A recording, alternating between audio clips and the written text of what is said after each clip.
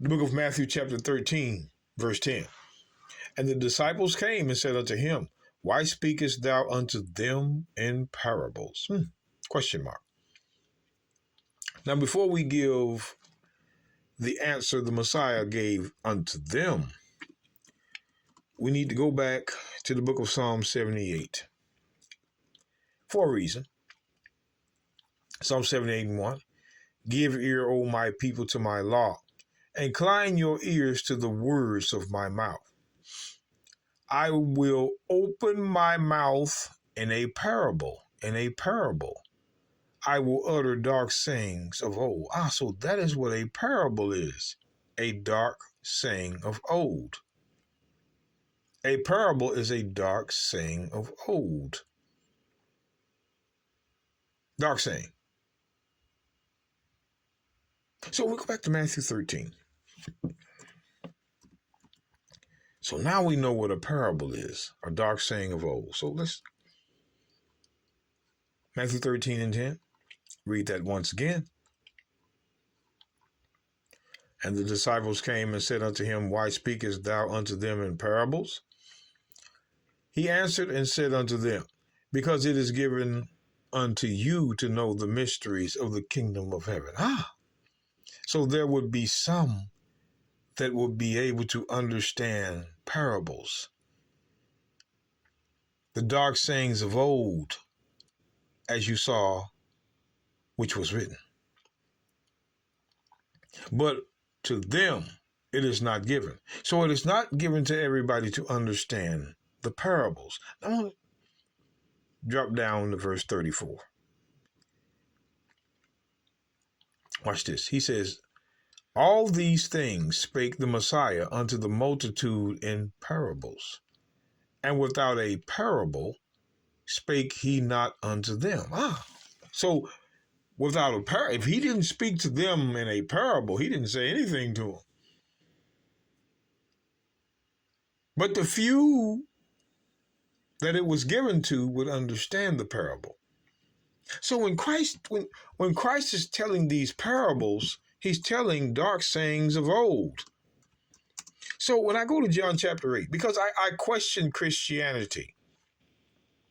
I question Christianity for a reason. Now, before I go further, I need to do this. To be a Christian, according to them, is to be a follower of Christ. A follower of Christ, to be a Christian. So we follow Christ. I'm going to put that to the test. Pay attention. The book of John 8 and 12. Then spake the Messiah again unto them, saying, I am the light of the world. I am the light of the world. He that followeth me shall not walk in darkness, but shall have the light of life. What am I looking for out of this verse? He that followeth me shall not walk in darkness. So if you follow Christ, you shall not walk in darkness. If you follow Christ, you shall not walk in darkness. Now let's go back to Ecclesiastes. Because if he's talking in, see how this parable talk is? Walk in darkness. See, it's not clear what it means to walk in darkness until we go back. The book of Ecclesiastes. See, this is how you have to do it. You have to define what you're reading with the book. Watch this. Ecclesiastes 2, verse 14. It says, the wise man's eyes are in his head. So if I'm talking about a wise man, what is a wise man? I got to let the Bible tell me. The Bible says in Proverbs 28 and 7, whoso keepeth the commandment is a wise son. Yes, sir. If you keep the law, you're wise. If you keep the law, you're wise. But he that is a companion of riotous men shameth his father. And a lot of that is going around today.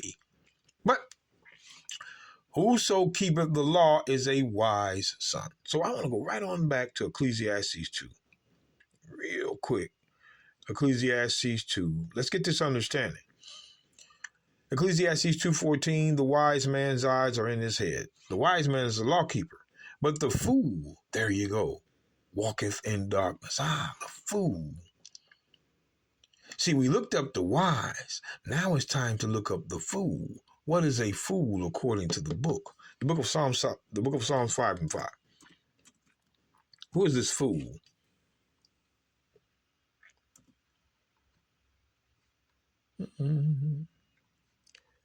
Psalms 5:5. The foolish shall not stand in thy sight. Thou is the Lord, hatest all workers of iniquity. Brothers and sisters, we just read that bottom part right. God hate workers of iniquity. These pork chop eating pastors talking about God hates the sin, not the sinner, that's a lie. Thou hatest all workers of iniquity. He hates those that commit sin along with sin. You ignorant pastors. Whew. But the foolish, which is the fool, is a worker of iniquity, which is a sinner. So a fool is a sinner. That's why it says the fool is a sinner. That's why, again, in the book of Proverbs, see, precept must be upon precept. We have to define these things. Proverbs 24. Proverbs 24. Verse 9. The thought of foolishness is sin. The thought of foolishness is sin. And the scorner is an abomination to men. So just the thought of foolishness, which comes from a fool, is sin. So a fool is a sinner. A fool is a sinner. So when we go back again, brothers, we go back to Ecclesiastes 2. It's important you see, slow this down. Ecclesiastes 2:14. The wise man, which is the lawkeeper, the wise man's eyes are in his head. That's the lawkeeper. But the sinner, the fool is a sinner. You got to identify who the fool is now, and that's a sinner. Walketh in darkness. Also, sinners walk in darkness. Now we can see. And I myself perceive also that one event happeneth to them all, the wise and the fool. They die. Both the wise die, the fool dies. So I want to go back to John. John 8:12 one more time. John 8:12. Christ says, Then spake the Messiah again unto them, saying, I am the light of the world. He that followeth me, if you're a follower of me, shall not walk in darkness. Oh, who walks in darkness? Sinners. So Christ says, if you follow me, you shall not sin. He's telling you not to sin there. You can't sin if you follow me. But you Christians claim you can follow Christ and sin. Wow. Hold on now. Let's 1 Peter. You see the confusion of Christianity? Oh, we're followers of Christ, but Easter, Christmas, baby day, dog day, cat day, bird day, tree day, rock day. Come on now. Only the simple will believe that Christianity means anything other than what we're not going to even talk about. 1 Peter chapter 2, verse 21. For even hereunto were ye called, because Christ also suffered for us, leaving us an example, that ye should follow his steps. The next verse is going to tell you how we're to follow in his steps. Who did no sin? We're to do no sin, because Christ already told us in John 8:12, if you follow him, you shall not walk in darkness, which is sin.